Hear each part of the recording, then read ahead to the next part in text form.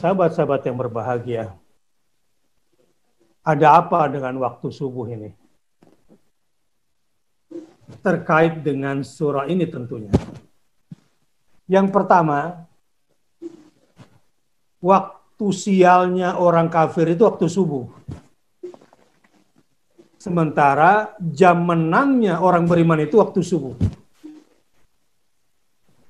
Misalnya di dalam surah As-Saffat, A'udzubillahi minasyaitonirrajim. Fa idza nazala bisahatihim fasa'a sabahul mundarin. Maka apabila siksaan itu turun di halaman mereka, maka amat buruklah pagi hari yang dialami oleh orang-orang yang diperingatkan itu.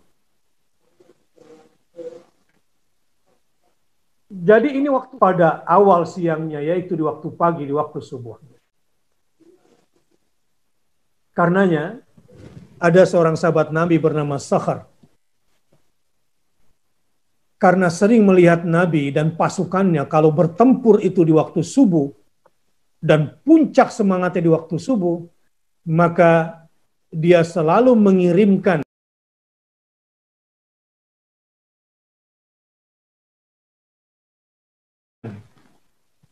pasukan dagangnya di waktu subuh. Nah, kepada saudara-saudara pengusaha di masa pandemi seperti ini istilah saja di kalangan para ulama.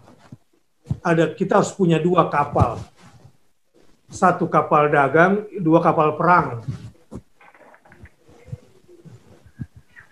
Sebagaimana kita juga punya dua kafilah. Satu kafilah dagang, dua kafilah tempur. Ini yang dilupakan oleh umat Islam. Bagaimana kuat tempurnya kalau tidak punya kafilah dagangnya? Bagaimana bisa punya kapal perang kalau tidak punya kapal dagang? Jadi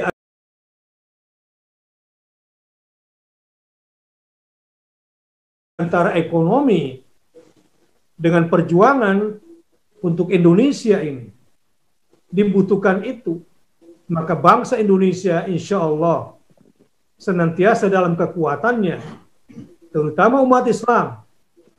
Kalau sudah kuat ekonominya, maka akan kuat umatnya dan kuat juga para pemimpin-pemimpinnya, dan insya Allah kuat Indonesia.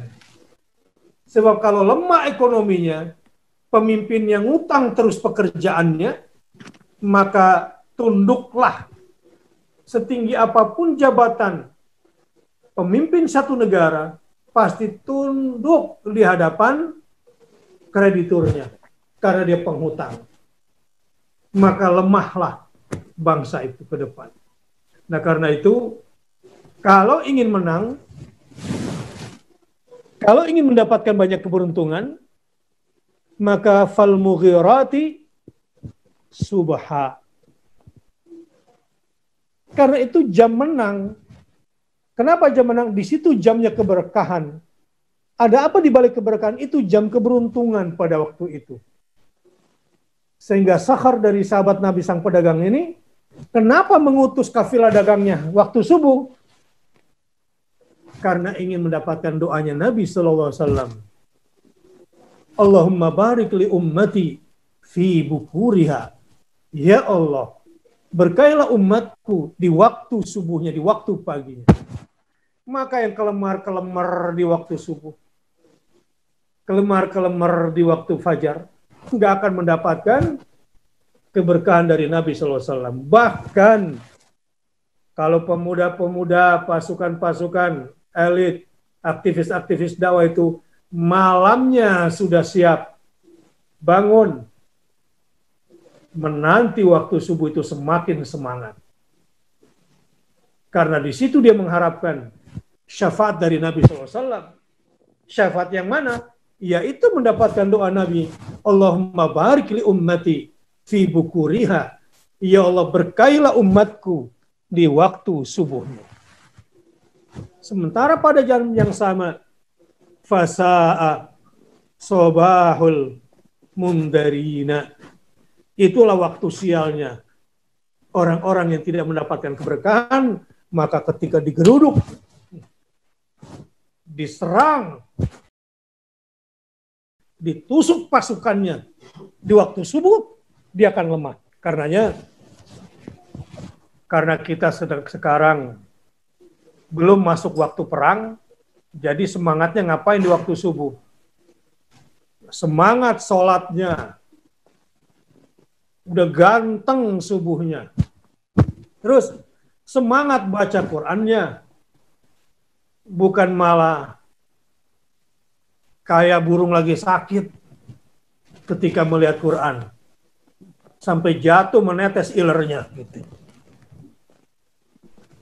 Kayak burung lagi sakit gitu tuh waktu subuh kalau diajak baca Quran. Ya, sampai nungsep-nungsep kayak burung kena penyakit apa itu? Yang tetes-tetesan itu sampai ilernya jatuh. Gak bisa pasukan tempur seperti itu. Pemuda-pemuda, aktivis-aktivis itu semangat kalau sudah berhadapan dengan Al-Quranul Karim. Bagaimana nggak semangat? Orang tuh kalau bangun tidur kemudian berdoa, baca WA, mungkin kadang-kadang otaknya langsung aktif. Memang hebat itu, bagus, berpikirlah sejak bangun tidur. Tapi kalau yang dibaca WA itu masalah. Harusnya orang beriman itu kinclong, langsung semangat kalau sudah melihat Al-Quran. Kenapa? Falmughirati subha. Ayat-ayat itu selalu menggugah jiwanya. Ayat-ayat itu selalu memancing otaknya untuk berpikir keras.